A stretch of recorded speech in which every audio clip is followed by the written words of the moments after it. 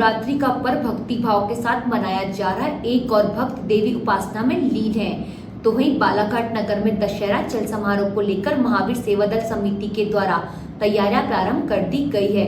पानीपत की तर्ज पर बालाघाट में मनाए जाने वाला दशहरा चल समारोह का यह 62वां वर्ष है, जिसमें इस वर्ष हनुमान का स्वरूप धारण करने का सौभाग्य युवा तुषार उपाध्याय को प्राप्त हुआ है, जो कि दशहरा चल समारोह में नगरवासियों के लिए आकर्षण का केंद्र बनेंगे।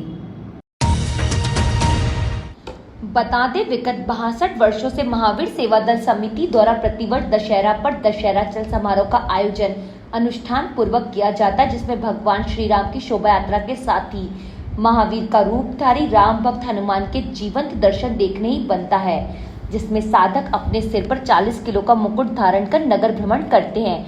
उनकी सेना जय भवानी, जय श्री राम, जय महावीर के जय घोष के साथ उनके पीछे पीछे चलती दशहरा से एक दिन पूर्व महावीर का रूप धारण करने वाले तपस्वी सिर पर मुकुट लेकर नगर का अर्थ भ्रमण करते हैं।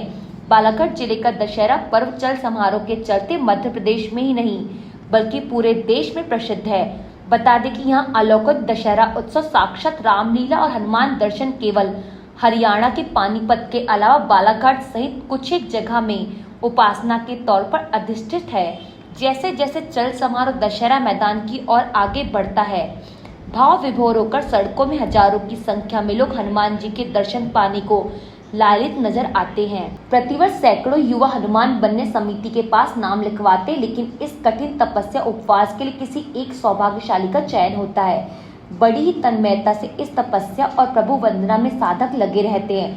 पानीपत की परंपरा हनुमान स्वरूप बनने वाले साधक को परिवार से विमुख होकर 40 दिन तक ब्रह्मचर्य का पालन करते साधना करनी पड़ती है।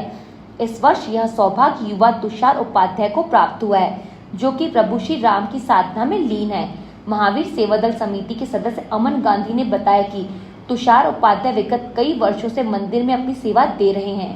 देखिए, सबसे पहले तो मैं आपको ये बताना चाहता हूँ कि अपने यहाँ का दशहरा सिर्फ और सिर्फ बालाघाट की तर्ज पर मनाया जाता है। दूसरा, यह वर्ष 2025 चल रहा है। ये इस कार्यक्रम का 62वां वर्ष है, जिसकी तरफ हम अग्रसर हैं।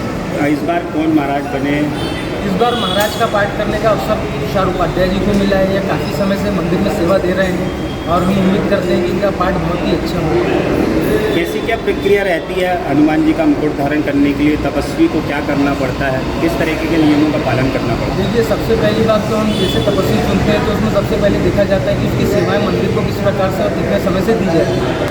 उसके बाद जैसे ही इसका सिलेक्शन हो जाता है कि पाठ कौन करेगा, उसके बाद जिसको भी पाठ करने का अवसर दिया जाता है उसको ओंकार और ब्रह्मचर्य का पालन करना होता है। 40 दिन पहले सेवा व्यक्ति मंदिर में आकर के सोना लेना चालू कर देता है और प्रथम नवरात्र को उनका मंदिर में प्रवेश करके महाराज जी की सेवा में लग जाता है। तो इस बार जो है अपना दशहरा चल समारोह निकलेगा, क्या खास होगा?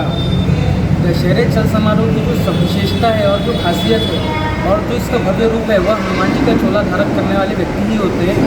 इसके अलावा इस बार आतिशबाजी को मुख्यतः हमने चौक चौराहों पर बहुत भव्य तरीके से करने का प्रयास किया है। झांकियाँ अधिक से अधिक संख्या में हम बाहर से, रायपुर, दुर्ग और पानीपत से बुलवा रहे हैं।